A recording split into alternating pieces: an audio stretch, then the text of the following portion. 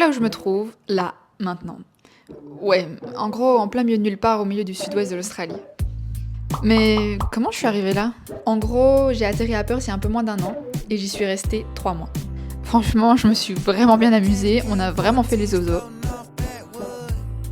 J'ai commencé à travailler dans un resto où j'ai rencontré un des personnages principaux de la suite de mon aventure. J'ai nommé Kansu. Et c'est tout naturellement que quelques semaines après l'avoir rencontré, on a décidé de se barrer de la ville ensemble. Alors on a acheté une super voiture qu'on a aménagée avec une tente de toit et tout ce qu'il fallait, et elle est tombée en panne 2 jours après.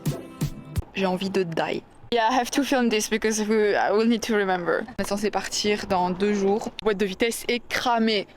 Avec moi toute ma vie dans la voiture, un plaisir. On s'est donc retrouvés à la rue, sans taf et sans projet. Alors l'histoire ne s'arrête pas là, on a recherché une nouvelle voiture, qu'on a réaménagée une nouvelle fois, et entre-temps on a trouvé un taf dans le sud, à Margaret River. This is our car. La la la la la. Mate. Here's your breakfast. Oh, I didn't see. Elle m'a fait un petit déjeuner là. That's adorable.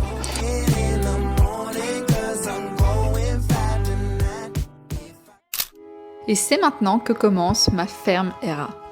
Alors oui, j'ai travaillé pendant 1 mois dans une ferme laitière. Autant vous dire que c'était tout aussi horrible que super enrichissant. Petit rituel avec Kansu, c'est qu'on dit hello aux vaches quand on arrive, parce que quand même, faut pas déconner, on est chez elles. Et elles viennent à chaque fois nous dire bonjour. Oh my god! Avec Kansu, on a profité un max de notre voiture et de nos jours de congé en allant camper dès que l'occasion se présentait. Et des magnifiques spots de camping, c'est pas ça qui manque en Australie.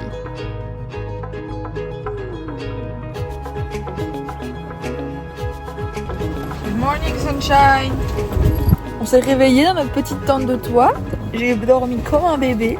Le sable est tellement blanc que pendant un instant, j'ai cru qu'il y avait de la neige dehors. That when you're traveling alone, sometimes you miss randomly your family. At least we have each other.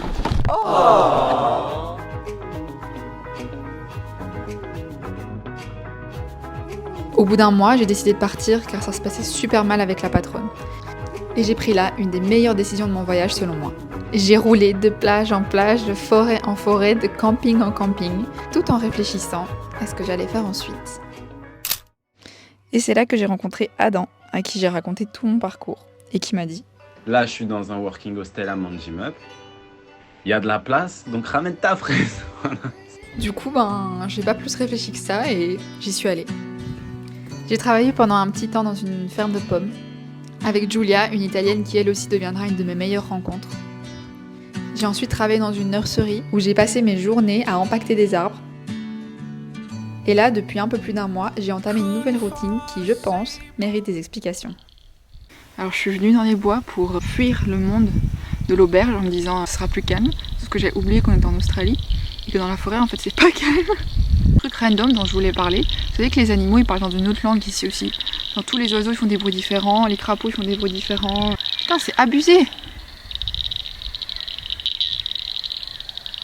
Bref, du coup je suis là pour vous expliquer ce que je fais là maintenant ici à Manjimup. En gros on a trouvé un taf dans une usine de frites. Parce que du coup on travaille la nuit, donc on travaille de 4h de l'après-midi à 3h du matin, mais seulement 4 jours semaine. Donc ça c'est cool, on est complètement décalé, donc c'est un peu bizarre, genre ça a été un rythme un peu à apprendre et à s'habituer. Mais vu qu'on travaille la nuit, on est mieux payé, et aussi on est moins en contact avec tout le gros de la masse à l'auberge, c'est un peu plus calme. Parce que à 18h30, 19h à l'auberge, tout le monde cuisine, tout le monde a le même rythme, tout le monde travaille, donc tout le monde se marche dessus aussi. Ça c'est un truc qui moi commençait vraiment à me peser. On est super content, pas facile, genre c'est vraiment un taf très répétitif. En gros on est debout en face d'un tapis roulant avec toutes les frites, des milliers de frites qui défilent et on doit prendre les mauvaises frites. Et en gros on fait ça et du nettoyage en gros. Et c'est très fatigant, c'est très dur pour le corps, etc. C'est très mental. Je sais pas si vous vous rappelez de la vidéo que j'ai fait il y a un petit bout de temps maintenant où je travaillais dans une usine de homards et où vraiment ça avait été une catastrophe pour moi, ça avait été hyper intense comme moment, j'avais détesté. Le travail est très répétitif en fait et que ton cerveau il est pas du tout impliqué. Remis toute ma vie en question et j'ai l'impression que maintenant j'arrive beaucoup plus à prendre du recul, à me dire ok je dois être là, c'est comme ça, je sais aussi pourquoi je suis là et j'ai un objectif et j'ai des vacances qui arrivent, j'ai des projets et donc je sais que cet argent vraiment servir à des trucs importants pour moi. Donc ça m'aide, mais je trouve que j'ai beaucoup évolué là-dessus et que je m'en sors beaucoup mieux. Bon, ça arrive toujours de ruminer, mais j'écoute des podcasts et j'essaie de faire passer le temps comme je peux. Du coup, voilà ce qu'on fait pour le moment. C'est clair, à l'usine, il y a quand même vachement de moments difficiles. Après, bon, on est content d'avoir ce job, on sait que c'est beaucoup plus dur que ce qui n'y paraît en Australie de trouver un job qui donne beaucoup d'heures avec un bon salaire. On est super content et on se plaint pas, enfin si, on se plaint un peu parfois quand même parce que c'est pas facile, mais voilà.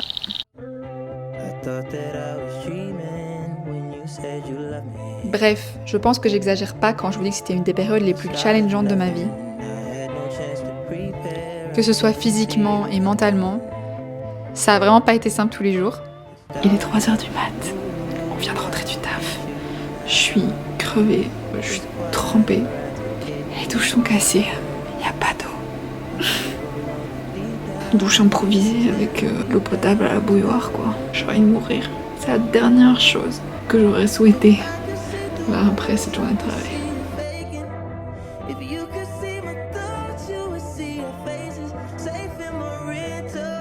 Mais quand je revois toutes ces images, je me dis que ça va, on n'était pas si mal. On avait une chouette chambre qu'on avait fait devenir notre maison. On a vu plein de magnifiques endroits dès qu'on était en congé. Et surtout, on a fait des super rencontres qu'on n'oubliera jamais.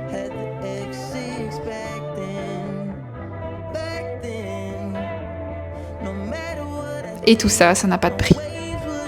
Bref, j'espère que vous avez aimé l'histoire que je viens de vous raconter. C'était l'histoire des 6 derniers mois de ma vie. C'était mouvementé, mais c'était vraiment génial. Comme vous vous en doutez peut-être, ou comme vous pouvez le voir à l'environnement autour de moi, je ne suis déjà plus à Manjimup. Je suis déjà passée à l'étape suivante. Il s'est même déjà passé vraiment beaucoup trop de choses depuis Manjimup. Mais vous inquiétez pas, je vais tout vous raconter dans mes prochaines vidéos. Je suis ultra motivée pour reprendre ma chaîne, ça m'avait vraiment manqué. Donc voilà, merci d'avoir regardé, j'espère que ça vous a plu. Je vous fais plein de gros bisous et je vous dis à très bientôt. Ciao!